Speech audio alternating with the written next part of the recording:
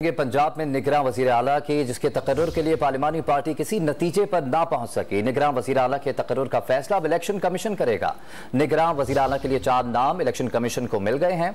निगरान वज़ीर आला पंजाब के लिए हुकूमत ने नवीद अकरम चीमा और अहमद नवाज सुखेरा, जबकि अपोजिशन ने मोहसिन नकवी और अहद चीमा को नामजद किया है।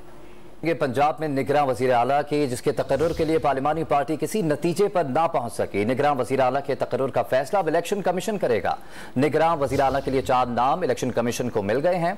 निगरान वज़ीर आला पंजाब के लिए हुकूमत ने नवीद अकरम चीमा और अहमद नवाज सुखेरा, जबकि अपोजिशन ने मोहसिन नकवी और अहद चीमा को नामजद किया है। पंजाब में निगरान वज़ीर आला की जिसके तकर्रुर के लिए पार्लिमानी पार्टी किसी नतीजे पर ना पहुंच सकी। निगरान वज़ीर आला के तकर्रुर का फैसला अब इलेक्शन कमीशन करेगा। निगरान वज़ीर आला के लिए 4 नाम इलेक्शन कमीशन को मिल गए हैं।